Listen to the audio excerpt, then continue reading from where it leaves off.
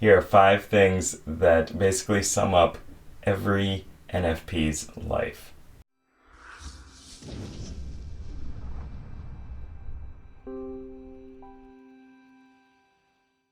Hey, what's up, team? It's Sherman here from Geek Psychology. I help people find their true character so that they can master the skills and strengths needed to play life better. In this video, I want to talk about NFPs and some of the life struggles that we have. So here's the thing. INFPs and ENFPs share the same 4 cognitive functions within their function stack.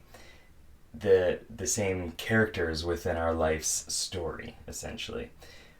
Despite them being in different positions and playing different roles, filling different roles within that story, we do share many of the same joys and struggles as well, because we have intuition and feeling as our strength, and we have sensing and thinking as our struggle. I don't really like the word weakness, but we'll call it struggle, okay? I'm not going to get too deep into explaining the cognitive functions in this video. I have tons of other videos that do that. I just want to talk about the general themes that we struggle with and some of the things that we can do to embrace our strengths a bit more, okay? So first up, we feel different. And I mean, if you're not an NFP and you're watching this video, you're like, you're a bit different. I just, like, when I see an NFP, I know I just got this gravitation towards them. Like, you're curious. You're curious about life, and you are a curious person. Right? I mean, it's like, what, 75% of the world is sensing, essentially. So yes, intuitives in general are going to feel a bit different. They're going to feel a bit lost, maybe somewhat alien or something like that. Just, this person thinks differently. They see things differently. And because of that, we often find ourselves in positions where what we naturally see is overlooked by everybody else.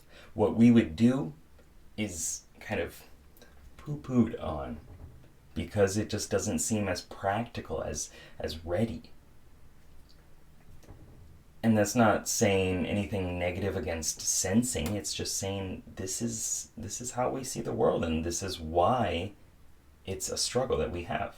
It's part of what our life journey is about. Number 2, we make love to our ideas. It's part of a Jim Carrey quote, but basically it's just finding a new attractive idea is so appealing. It's amazing. It's like, it's better than making love sometimes, all right? It's amazing. I I love the feeling of jumping on the idea bus and going around and picking up different ideas in conversation, right? You're driving around and you're adding on these new different ideas, and you make this big web of interconnected excitement. And you can just constantly, like, pick from any part of there and feel so engaged by it and so thrilled by it. And with that, you get a lot of optimism as well. And that's where I think a lot of the playfulness comes in with NPs, and especially NFPs. It's that kind of youthful nature of wanting to just explore and see what happens. And this comes out through our conversations. Number 3, we are more sensitive than we let on. We use introverted feeling. So I'm going to explain this a little bit, but it's taking feeling-based assessments, decisions. How should you approach the world? For a feeler, it's to look at how a decision is going to impact people and the harmony of the situation. And then it's turned inward, so it's reflecting on it through our own personal experiences, through our subjective lens or tilt. Okay, and so doing that, we capture a lot of these feeling-based judgments. And within there is going to be some wounding, right? And some things that we don't express. It's introverted feeling, so it's contained, it's refining, it's reflecting over it. Sometimes you're going to bump into a raw nerve that's it's slightly more exposed than we would like, because we like to generally keep it covered. Next up, number 4, Extroverted thinking is often in a defensive mode is when it comes out. We generally inflate our tertiary function. We think that we're better at it than we really are. And it's going to come out in ways of protecting our introverted feeling, protecting our heart, protecting who we are. And it can come out through taking quick action that's going to get a response so that we don't need to go inward. Or it could be pushing things or people away, creating some sort of metallic bubble, this shield that's there to keep people and things from overstepping those boundaries and coming in and hurting us. I used to go out drinking a lot with my ENFP friend, and despite us being so similar in a lot of ways, our organization was not always there, and we would over speculate and make assumptions about things on how the other person is feeling inwardly. And TE, extroverted thinking, that strategic commander, would come out and just push away or go in for the fight. Like, it would instantly trigger these whiskey fists, as we called it. And it caused a lot of issues, but it always came out in a sense of defense in those situations.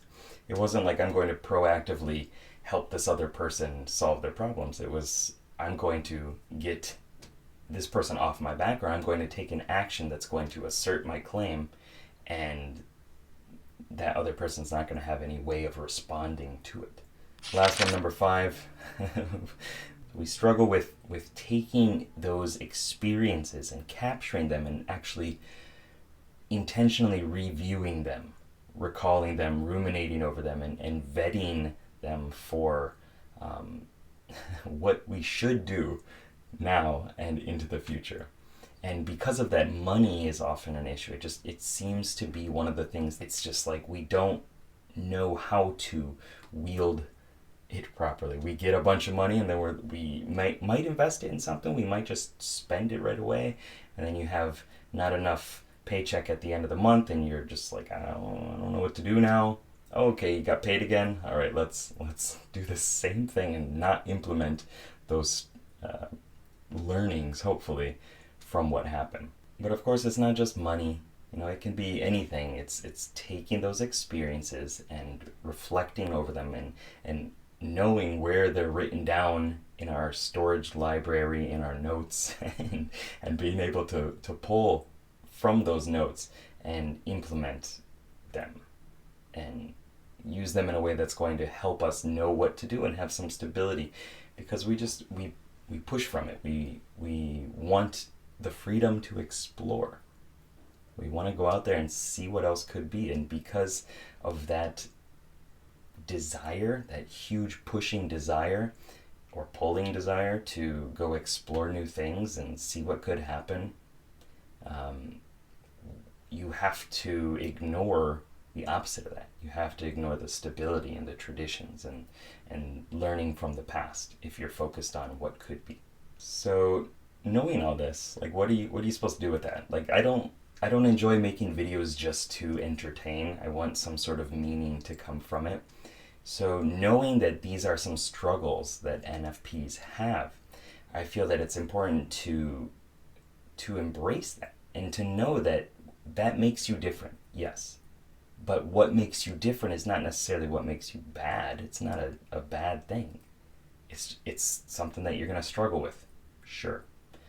But because of that specialization, you're able to do so many other cool things.